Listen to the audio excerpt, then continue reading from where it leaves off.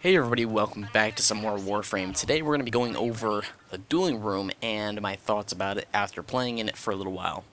So, with Update 8 came dojos and, more importantly to a lot of people, Dueling Rooms and research and the Void. All sorts of things came in Update 8. But the Dueling Room is probably one of the more remembered things, like the one that stands out the best, because it's a whole new thing to do in the game.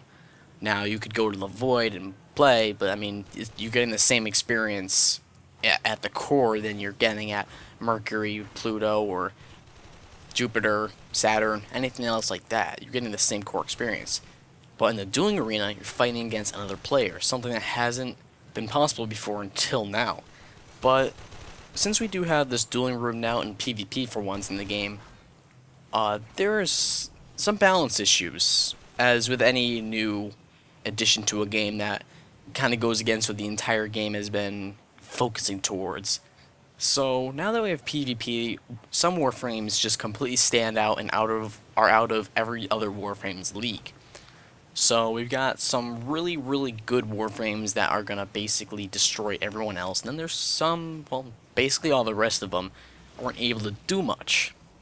So for the ones that can basically destroy anyone, they're Rhino, Vauban, Frost, and Ash. I think those are the only four that really have that kind of an advantage over everyone else. Now in Rhino's case, he has Iron Skin, which makes him invulnerable. If he can make this last a long time, he can easily kill an enemy player.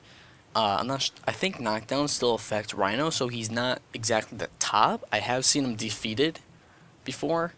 Either his energy or his duration ended, and then he wasn't able to get any more energy, and that might have been what killed him. But still, I've seen him defeated, so he's not exactly the top. If we're talking about the top here, it would probably be Frost or Ash, because Frost has a snow globe ability, which I think costs about 50 energy. Yeah, it does cost 50 energy. So right when the round starts, you have 50 energy at your disposal, which you can easily use to use your snow globe. And then it covers enough of the arena. Well, actually, that doesn't matter. It does cover some of the arena, but anyone outside of that can't shoot inside of your snow globe. So they have a wall that they can't shoot through, because no guns can shoot through walls as of yet, and I don't see why they would, but anyway. The Frost inside not only can't be shot, but can actually shoot outside. And to make matters worse for the other guy, he'd have to go inside that snow globe in order to damage the Frost. And when he does go inside there, he's slowed by a significant amount, to the point where he can't actually do anything about it. So basically, when a Frost does that, if you're not able to cloak or go invincible or do anything like that, you're basically screwed. Or if you could maybe one hit, but still, you're slowed down so much when you go in, and the guy can just shoot you from the first second that's up. So Frost is definitely a formidable foe in the arena. But then there's also Ash, who has a Shuriken ability that was just buffed in Update 8, I believe. And when you use your Shuriken, which is your one attack, you throw two Shurikens. That was changed from one Shuriken, and they both home onto enemies, so they can basically turn like a 45-degree angle as soon as they leave your hand. They'll basically hit their target almost every time, and the simple fact that it could do this will pretty much pick out the only one opponent you have in the arena with you. Sometimes it seems to fly towards the spectators for whatever reason, but they don't get hurt. They get affected by some abilities, but they don't get hurt. And it'll just fly towards the enemy, and he'll die if your Shuriken is high leveled enough. There's only 3 levels to it, so, and you only unlock the 2 after level 2 or 3. I think it might be level 3 that you get the 2 Shurikens launched. But they do 500 damage each, so that's 1,000 damage done. Now, a regular player probably only has about 800, maybe 900 shields on them, or not shields, total health, and that's shields and health combined.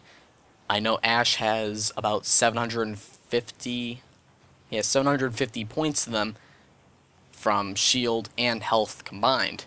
And that means 2 shurikens, which is 1 attack, which is 25 energy, so you could use it twice. That's gonna kill the guy.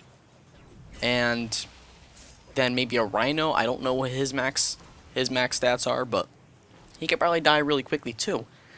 It's just a matter of how powerful these shurikens are. Now they are looking at it, but for the time being, Ash's shurikens are just way too powerful, and he's most likely one of the strongest ones.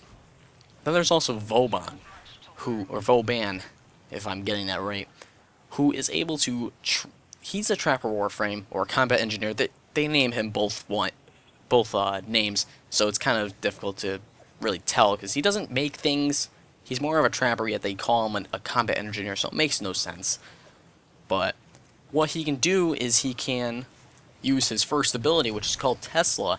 It costs 25 energy, and it launches a grenade that holds an electrical charge, and it zaps enemies that come into range. Now, if you can see in the video, the arena really isn't that big, and I've seen Vauban throw 3 of them at the beginning of a round, and then after he gets some energy, he goes and uses his stasis ability, which is Bastille. And so what this does is it puts you in a stasis field that makes you completely immobile and not able to attack back. So basically, as soon as a round starts, a Vauban can put down 2 Tesla charges and maybe even just save up for the Bastille, and he'll basically instantly take you down or even render you immobile.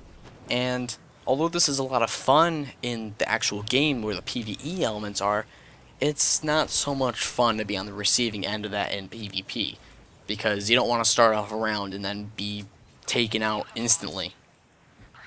Along with this, some people choose to use knockdown melee weapons, so they'll jump in the air and constantly smash the ground with a Cindo or a Fragor or anything else that can knock people down, and they'll just try to find or if you're invisible, they'll just keep on doing that around the map, or the arena, and they'll keep on doing it until they win.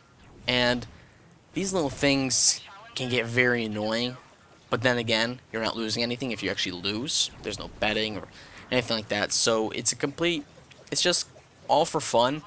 But these little things, they kind of ruin it when someone actually wants to go in and do this all the time. They'll be like, oh hey, I'm using Frost, I'm just gonna snow globe the entire arena so that you have absolutely no chance. You could go to the top of the arena where you're not affected, but you still can't shoot in. So there's really not much you can do. But I mean, those are the Warframes that are gonna be able to do this. Everything else should be fine.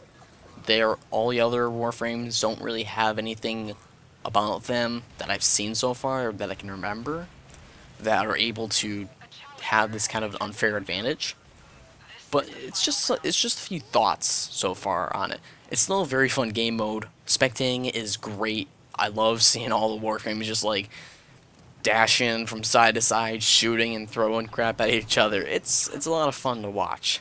But if you guys haven't tried out a dueling arena yet, I highly suggest you do. You're not very often gonna go against these kinds of people who are using these Warframes and like using them purposefully to just win every single round. So I mean, it's still something fun to do, and if you go against one of those, see if you can try to find a creative way to take them down. Maybe there's a few that I haven't seen yet, but really not a lot of the abilities in this game have offensive workarounds to them. So you can't really break off the snow globe, or you can't deflect the shurikens, or maybe you can with the blocking in the game, but I haven't tried that yet because I don't really have much of an opportunity to. But anyway, those are my thoughts on the dueling arena. So if you guys have anything to add, I'd like to hear about it. And thank you guys for watching. I'll see you next time.